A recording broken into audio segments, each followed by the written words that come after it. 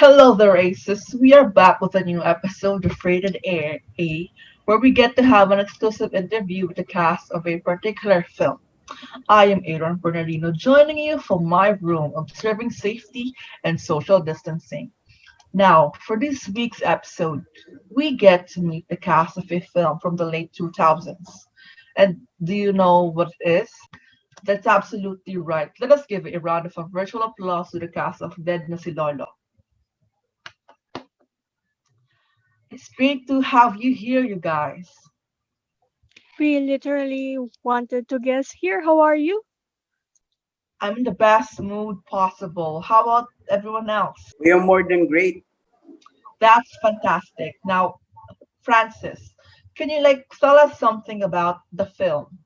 The movie is entitled Dad Dead na si Lolo. And the title is really hilarious, but it actually came from the Bob's perspective of what happened to his grandfather. Yeah, the title is not that catchy, but it tells a lot about what the movie is about.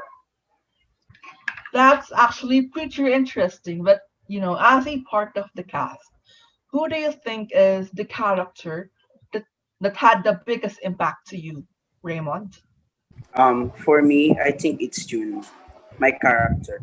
The movie didn't get boring because of him. He's a loving son and a funny guy, but he doesn't believe in traditions such as wearing a red dress and sweeping the clatter, which is bad in his father's burial. Well, it is pretty much the same answer that I have because I kind of personally relate with the character. That's actually great to hear. And by the way, your outfit really looks nice on you, Debbie. But yeah, moving on, Isabel. What do you think are the themes about the culture you recognized in the film? It is mostly about Filipino superstitions that was passed on generation after generation and still exists up to this day. The movie also represent the family centered and the bayanihan uh, attitude of us Filipinos. That was really insightful.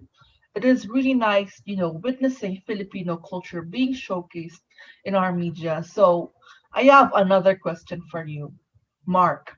So what personal insights you've gained while watching the video? For me, I felt happy in the first part of the film because of the personality of the characters. But in the middle of it, I felt sad because their father died out of a sickness and they started blaming each other for not having enough money for the funeral. But at the end of the film, they forgave each other and they live happily. Watching the movie really felt like riding a roller coaster. I think the constant up and downs along the film made it outstanding. That is absolutely correct. And I know that you either felt sad or happy while watching this movie. But I still want to ask, Deborah, what did you feel after watching Dead na si Lolo? After watching the movie Dead na si Lolo, I gained an insight that holding grudges against someone without knowing the reasons behind closed doors will have a negative impact to you.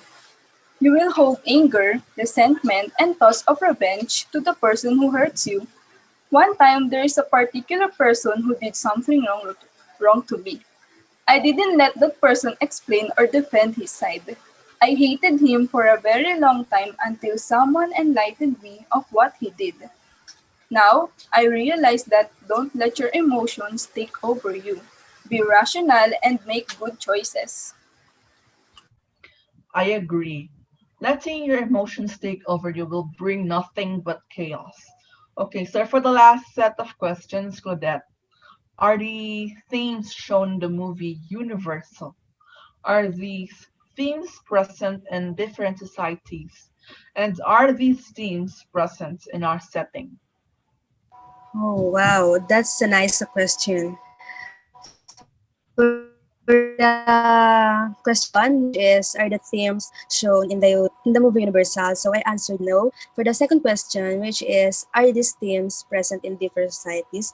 I also answered no, because only the people here in the Philippines are able to relate to this kind of movie, because this is our culture, right?